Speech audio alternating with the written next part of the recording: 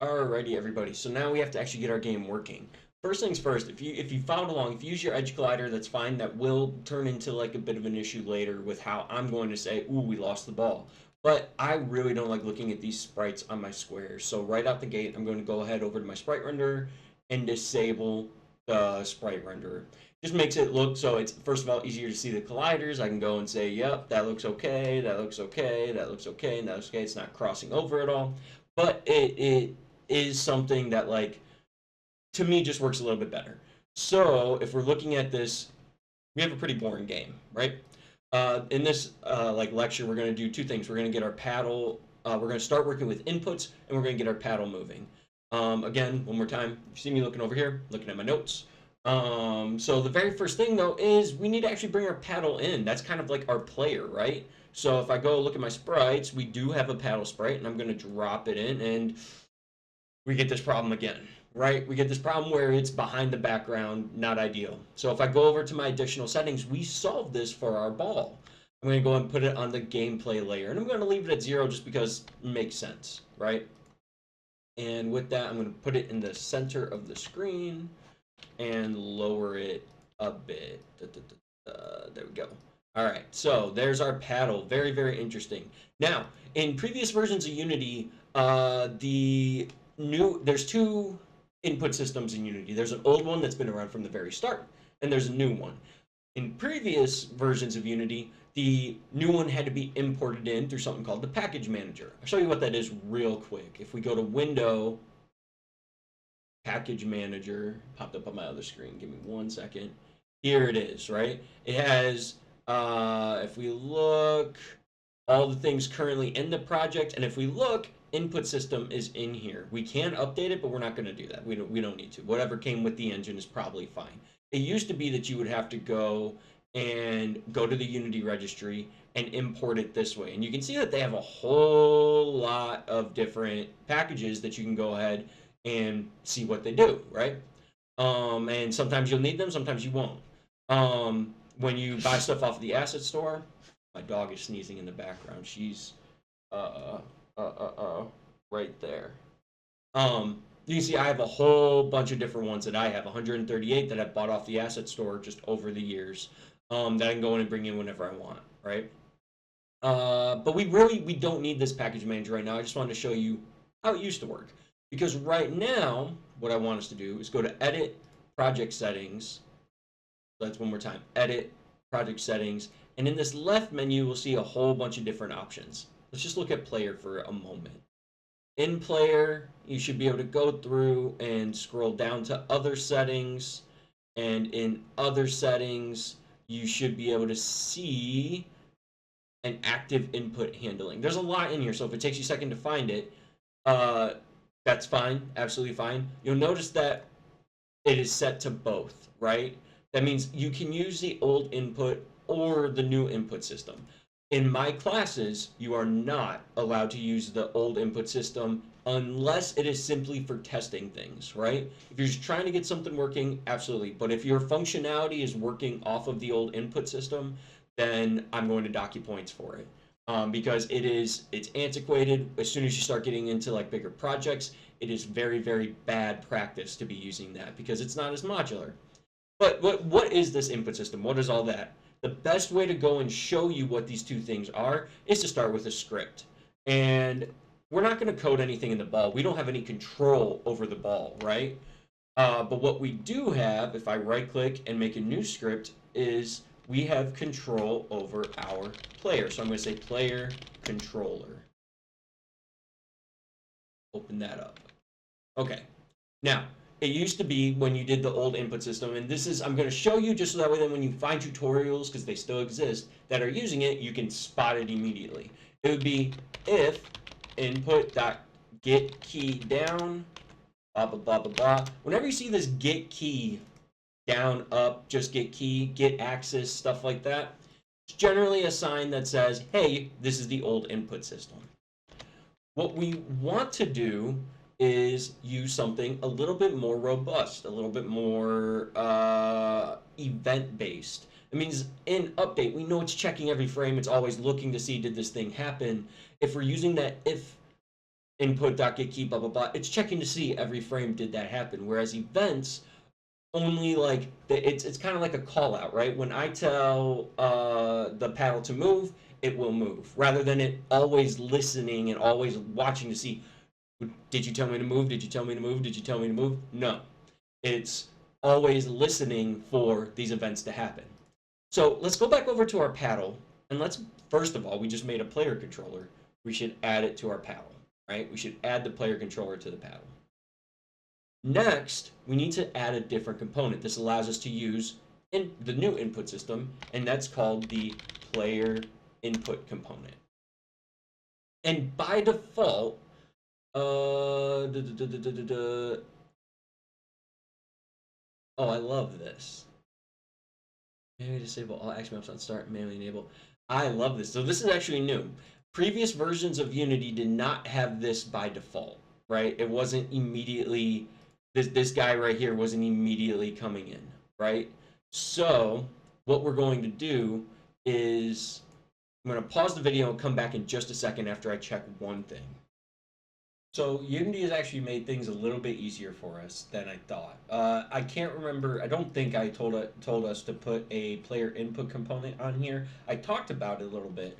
That's something that like you used to need to do, and you used to need to drag over your input action and all that stuff. But there is one thing that Unity's done for us, and that's in our project settings. So I went edit, project settings, and now I'm looking over at our input system package.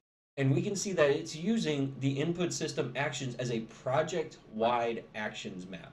So what this does, and this is going to be a little bit over my 110 students' heads, because we're talking about a little bit more advanced game design patterns. It's using this as a singleton. It's using this as something that you can access in any piece of code without actually having to reference it, right? Which that's how we're going to interact with this. We won't need a direct reference to any maps or anything like that. We can thankfully just access this however we need, right?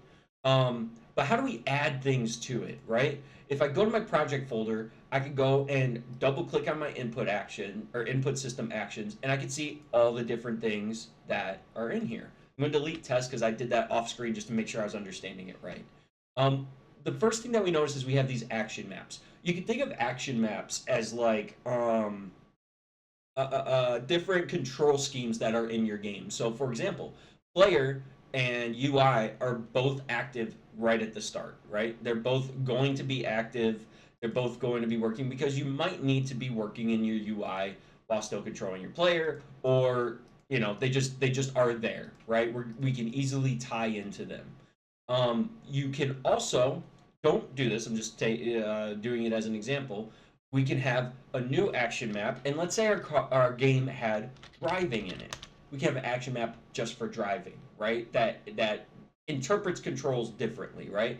Maybe your right trigger in player or your left click in player is shoot, but in driving, it's the gas going forward, right? And you want a separate action for that. Do you need to do it this way? Not necessarily. As long as the buttons, you can make it make sense that the buttons are going to go and do this specific thing. I misspoke there. Not the buttons, the actions. So what are some actions we need? Unity already gives us a whole bunch. Attack, interact, crouch, jump, previous, next, sprint, move. Move we're going to need for sure, but I want us to make two new ones. We're going to hit this little plus, and we're going to say restart, and we're going to make quit. Okay?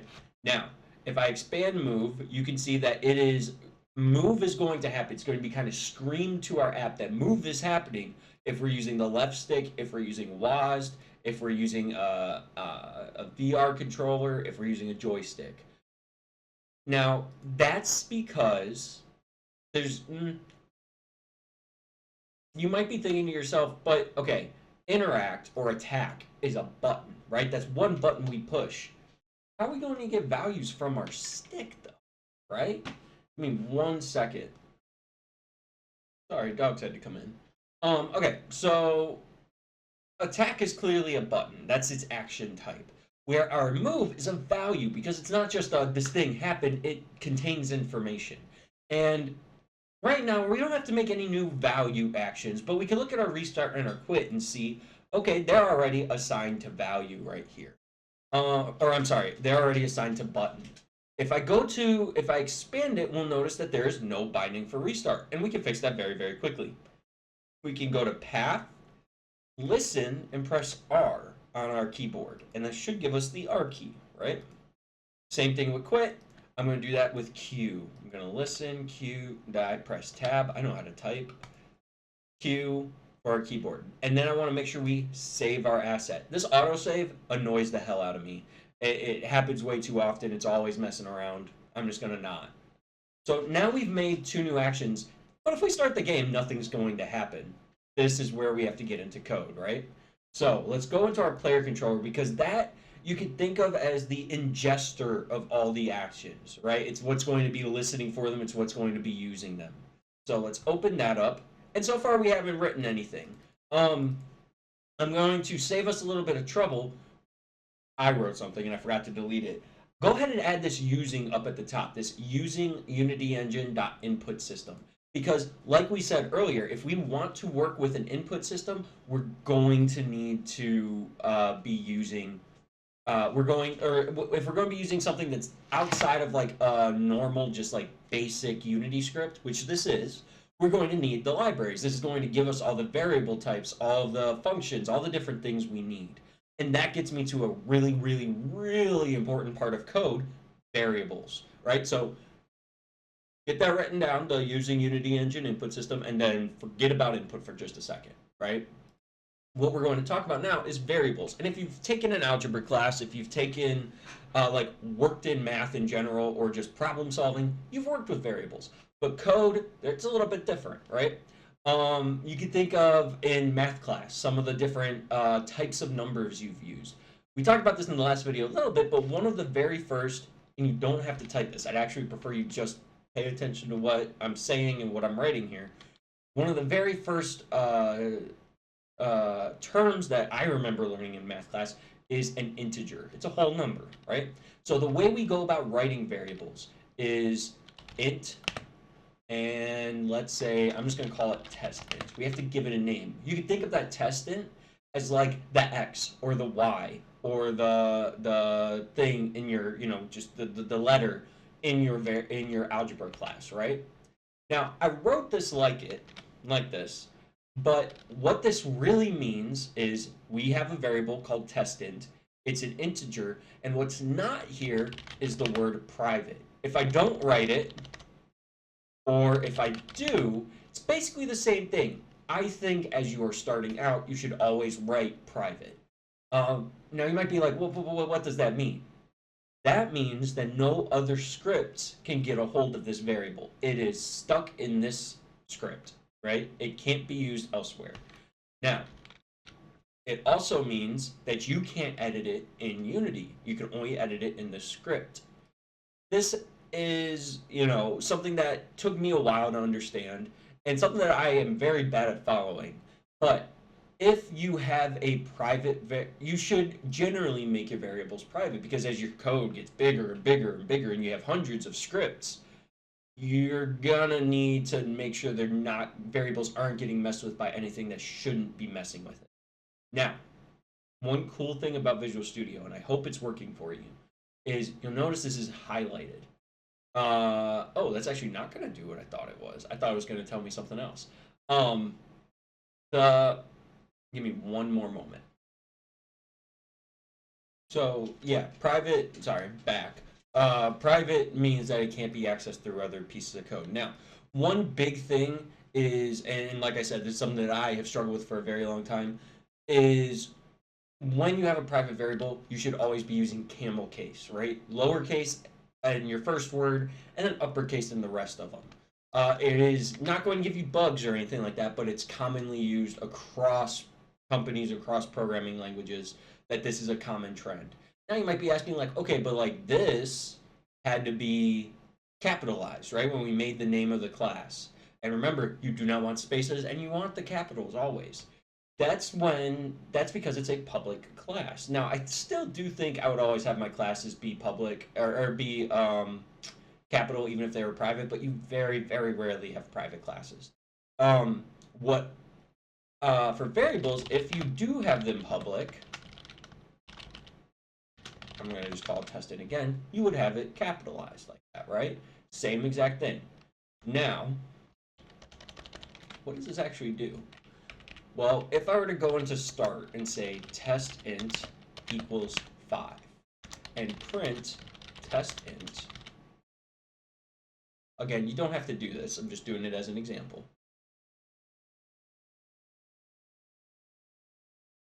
Load in, load in, load in. And go ahead and hit play. We'll notice right away that, pretty sure my hello world, nope, I'll get 5 to print, right? Which is great. Now, let's say theoretically, if it's, oh, let's do that again. Hold on, let's go back. We'll get our public back. And if I save that and go over to my player controller, this is one powerful thing with public variables is you can go ahead and edit it in here, right? So if I wanted to print out test int again and write in, I don't know, big number, too big, it would print this out, right? Now, for the longest time, I was like, oh, and that's why I want to use public. You can say that this field should be serialized, and it still can't be used across different scripts, but it can be edited in the inspector, which is very, very powerful. For designers, this is a godsend, right?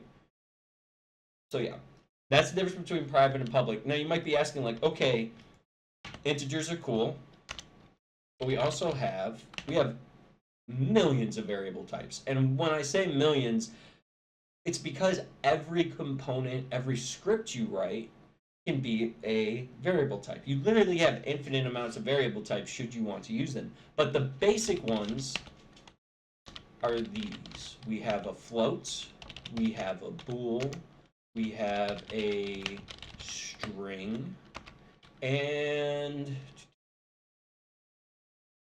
I'm gonna go ahead and do 2 more that are not used as as often.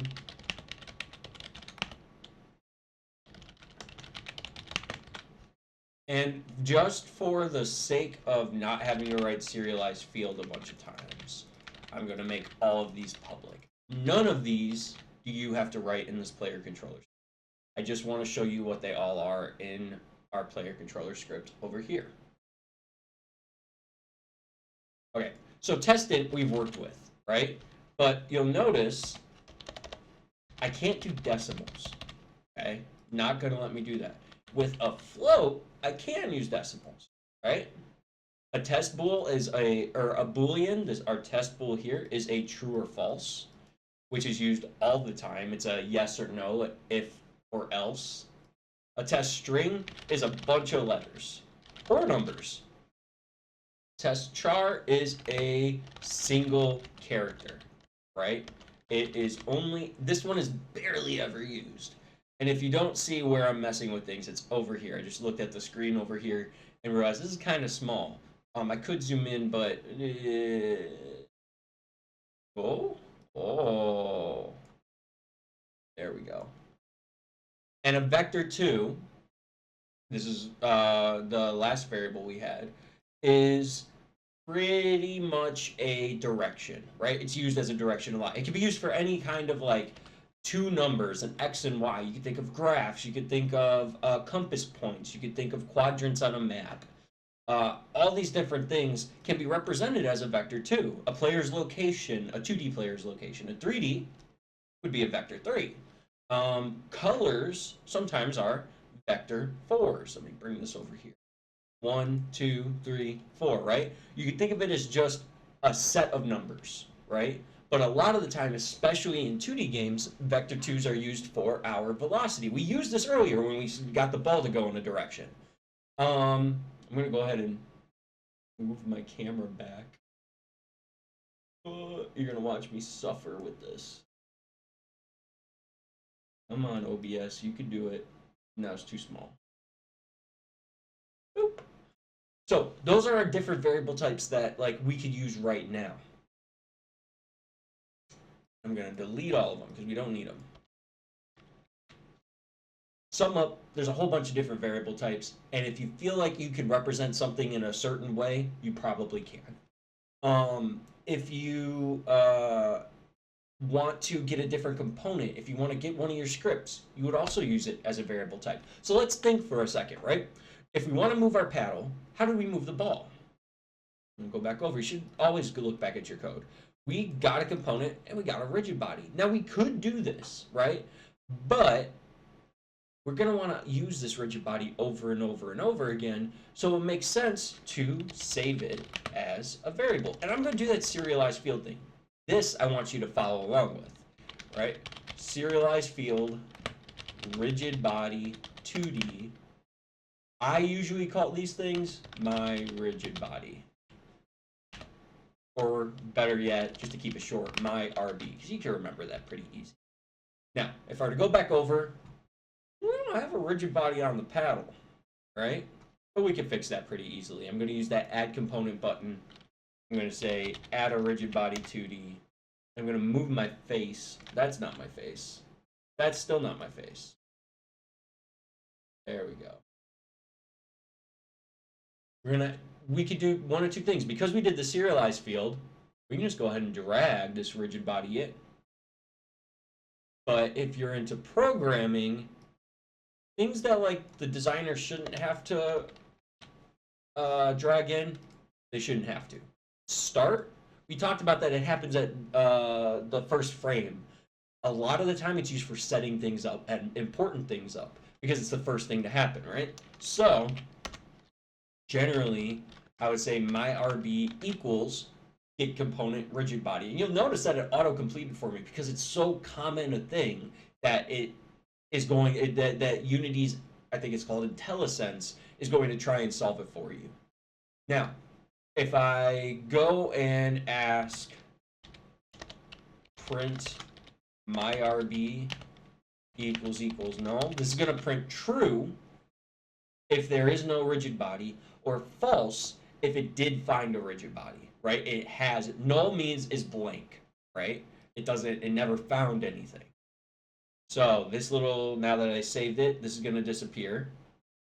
If I run the game, we're going to see that it printed false because it did find it and my paddle fell away. Let's fix that real quick. We're going to change our gravity scale to 0. And as the ball goes and bounces around, we're going to notice that the paddle gets moving. It doesn't work as well as we want. It's going to rotate, or actually, let me just see if I can make that happen. Let's make it huge. The ball is going to be large. Don't do this. I just am doing it for the plot. Boink, boink, boink. Oh no. It's like the DVD. Alright, we're just going to do one of these. Watch this.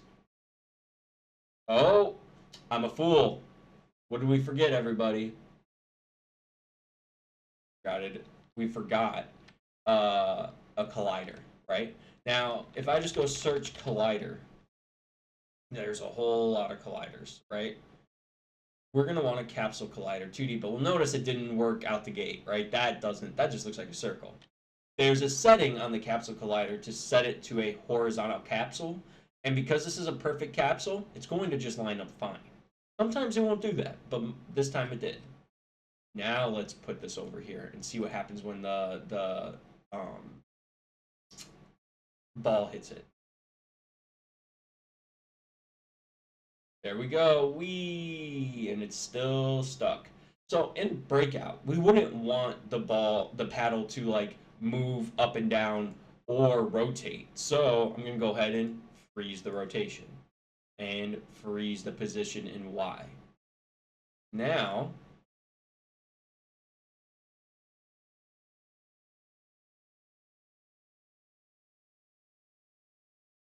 okay, still not ideal, but we're going to go ahead and fix this with our code. Now, these 3 dots up here, very rarely are you going to need to look at them, but if we click and go to debug, we're going to see a lot of stuff. We're going to ignore most of it, but if we look at our player controller, we can see our private variables, and we can see that nothing is there. There's nothing in the rigid body at the start, but or before we hit the game, but as soon as we play it, it's going to go and it gets access to the rigid body that it's connected to. So that's what that get component does for us, right? It says, okay, let me go on this game object that this script is attached to and grab the component that you asked me to do. That's a lot. We're going to do another variable, though. We're going to say input action, movement action. Okay? Now, you might be thinking, well, what's an input action? Once Unity gets done loading, we can take a look. An input action, we can see right here, has a name, a type, all these different things, and we've seen this before in here. All these actions, their variable type is input action. Okay? So, move, look, attack, interact, all these different things, and we know that the move is called move. So, and we know it reports back a vector too. So, I'm going to make one more variable in my code because we want to get what the movement is, right? We're going to make a vector2 called movement direction. And on start, we said start is to set it up. We have to start listening for when the movement action happens, right? So I'm going to say movement action equals, and this is the part that I was talking about earlier with the input system being more of a singleton. You don't need a reference to it. We can just say input system dot actions dot find action and call and look for move. This gets us hooked up to say this input action is going to go and find the one called move. And then that allows us to tap into whatever is happening with move over here. But we have to actually do something with that. So we're going to say movement action plus, or sorry, dot. No, we don't need to do that. Actually, I take that back. In update, we're going to say movement direction equals movement action dot read value. We said it was a vector 2. Right? Because we went and looked and the input action returns back a value. It returns a vector 2. And we just made this variable. Oh, I didn't click. Now it's got to reload. We just made this variable called movement direction. So if I were to go and play this now,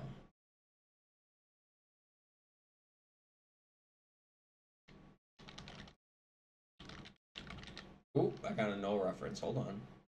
Hold on. Ooh, I think I goofed something. I'm gonna pause the video and fix what my goof up. Knew it was a silly goof up. Make sure you turn this debug back to normal. Debug for some reason was giving me an issue. No code changed other than let's add serialized field in front of our movement direction so we can see it in the inspector, right? I'm gonna turn the ball off for right now, just that way my paddle doesn't get yeeted.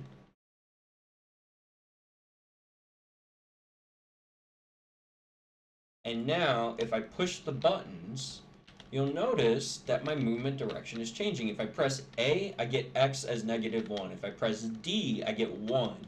Y is 1. D, or Y is -1 when I do W and S. And we can use this to move our paddle. How do we do that, right? We're constantly updating what the movement direction is. And what I want us to do is add something else. We're going to say void fixed update. And you might be thinking, oh, it's a lot like this update thing. And that's because it is. Update happens every frame. Fixed update happens at a fixed time step. So that means your speed will always be consistent across. If you have a computer running at 30 frames, if you have a computer running at 60 frames, your movement will stay the same. So what I want us to do, we have a rigid body. That has movement. That has velocity, right? We're going to set our myrb.linear, I could spell, velocity equals new vector2. This should be very similar to when we messed with the ball. movement direction, not the whole thing though. We just want the X, right? Because that's our left and right. And then 0. We don't want to move up and down. We actually locked ourselves so we wouldn't move up and down. Okay? It's kind of silly to use it. We could say it equals movement direction, right? But it makes more sense for us to do it this way. So now, every fixed time step, which I believe is like 0.02 seconds, we're going to set our velocity.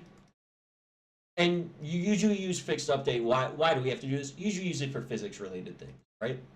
In our update, we're updating our movement direction. For inputs, you always want that being read as fast as possible. So you can go ahead and rely on your update for that.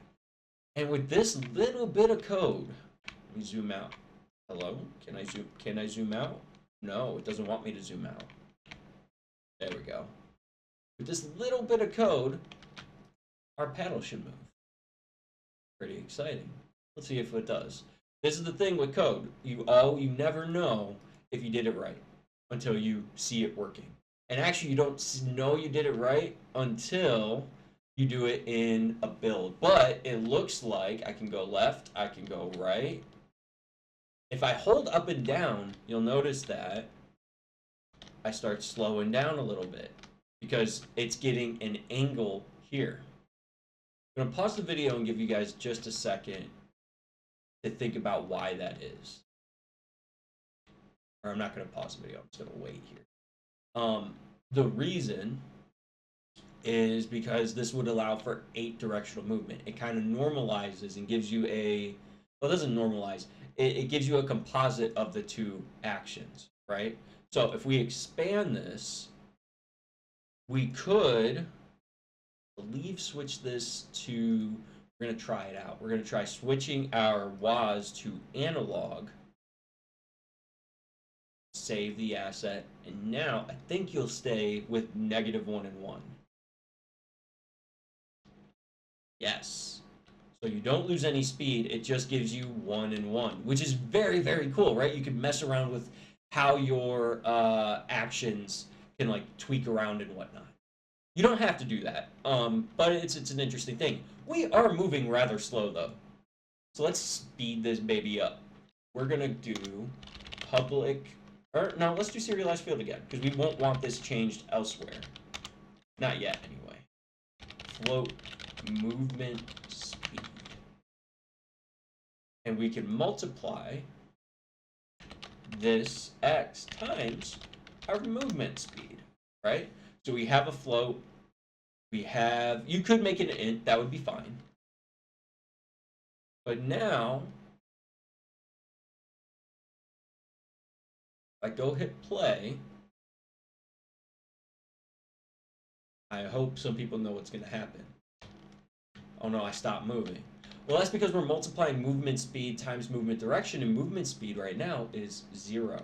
So if I make it 2, we're moving a little bit faster. If I make it 5, we're moving a little bit faster.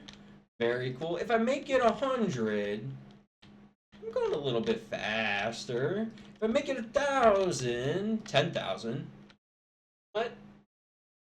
Where'd it go? This, first of all, didn't save because I was in play mode. I would suggest always putting your player's rigid body on, I can't remember if this is in 3D as well, but it probably is. The rigid body's collision is discrete. I want to set it to continuous. Continuous gives this specific rigid body and any other ones a little bit more resources to calculate it a little bit better. So what happened is literally because it was moving so fast, it went right through our colliders.